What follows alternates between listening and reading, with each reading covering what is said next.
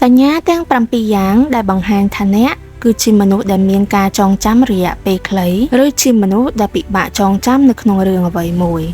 1. អ្នកភ្លេចនៅអ្វីដែលអ្នកទើបតែបានឮអ្នកឆាប់ភ្លេចនៅរឿងដែលនរណាម្នាក់ទើបតែប្រាប់អ្នកឧទាហរណ៍ដូចជាឈ្មោះការណែនាំខ្លួនឬលេខទូរស័ព្ទរបស់នរណាម្នាក់ហើយអ្នកតែងតែសុំឲ្យមនុស្សនិយាយឡើងវិញជាញឹកញាប់ 2. មានបញ្ហាក្នុងការចងចាំកិច្ចការងារប្រចាំថ្ងៃអ្នកតែងតែភ្លេចនៅរឿងសាមញ្ញជាច្រើនដូចជាហេតុអ្វីបានជាអ្នកដើរចូលក្នុងបន្ទប់អ្នកភ្លេចកន្លែងដាក់កូនសោឬក៏ទូរស័ព្ទរបស់អ្នកហើយអ្នកតែងតែភ្លេចថាតើបានលេបថ្នាំរួចហើយឬនៅឬពេលខ្លះយើងអាចភ្លេចនៅពេលដែលយើងចូលហាងទំនិញណាមួយដើម្បីទិញសម្ភារៈប៉ុន្តែនៅតែរកនឹកមិនឃើញថាអ្នកចង់ទិញអ្វី 3. អ្នកតែងតែសួរនៅសំណួរឬរឿងដដែលទៅកាន់នរណាម្នាក់អ្នកតែងតែចោទនៅសំណួរដដែលជារឿយច្រើនដងដោយអចេតនានៅក្នុងរយៈពេលខ្លីដល់ពេលខ្លះមានអ្នកផ្សេងទៀតអាចចង្អុលបង្ហាញប្រាប់អ្នកថាអ្នកបាននិយាយរួចហើយទាំងដែលអ្នកភ្លេចខ្លួន 4. ពិបាកធ្វើតាមការសន្ទនាឬការណែនាំរបស់នរណាម្នាក់អ្នកតែងតែភ្លេចកណ្ដាលទីនៃការសន្ទនាឬភ្លេចព័ត៌មានលម្អិតភ្លាមបន្ទាប់ពីបានឮនរណាម្នាក់បានប្រាប់ទៅកាន់អ្នក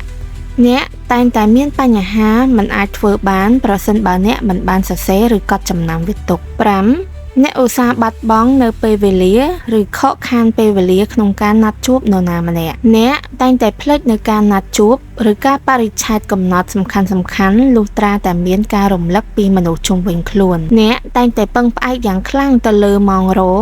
កំណត់ចំណាំឬឧបករណ៍ផ្សេងទៀតដើម្បីរក្សានៅការវិភាគរបស់អ្នក 6. ការផ្ដោតអារម្មណ៍ខ្សោយឬងាយរំខានពីមជ្ឈដ្ឋានជុំវិញខ្លួនអ្នកមិនអាចផ្ដោតអារម្មណ៍យូរគ្រប់គ្រាន់ដើម្បីរក្សាព័ត៌មានលម្អិតរយៈពេលខ្លីបានទេ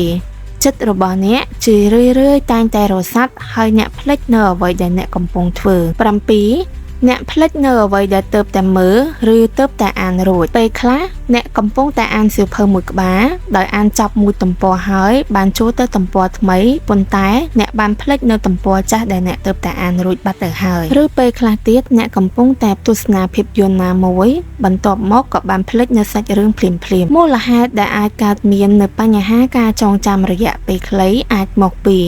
ភាពតានតឹងការថប់បារម្ភឬជំងឺធ្លាក់ទឹកចិត្ត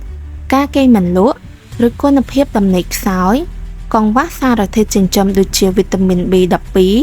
កិច្ចការងារច្រើនពេកឬអ្នកអាចមើលនៅអេក្រង់ទូរទស្សន៍កុំព្យូទ័រនិងទូរស័ព្ទដៃច្រើនពេកលក្ខខណ្ឌវេជ្ជសាស្ត្របញ្ហាក្រពេញទីរ៉ូអ៊ីតជំងឺវង្វេងដំណាក់កាលដំបូងលាក់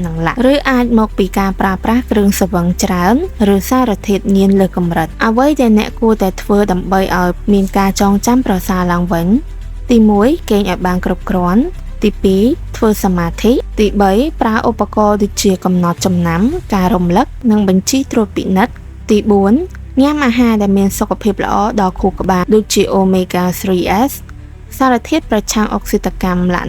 5រក្សាស្មារតីឲ្យសកម្មប្រើប្រាស់ខួរក្បាលរបស់អ្នកនៅក្នុងការអាននិងការលេងល្បែងផ្គុំរូបផ្សេងដើម្បីឲ្យខួរក្បាលរបស់អ្នកមានភាពសកម្មនៅក្នុងជីវិតរស់នៅប្រចាំថ្ងៃសូមអរគុណចំពោះការតាមដានទស្សនាវីដេអូបើសិនជាអ្នកទាំងអស់គ្នាចូលចិត្តសូមកុំភ្លេចជួយ like និង subscribe channel របស់ពួកយើងដើម្បីទទួលបាននូវចំណេះដឹងថ្មីៗនិងព័ត៌មានថ្មីៗបន្ថែម Subscribe for more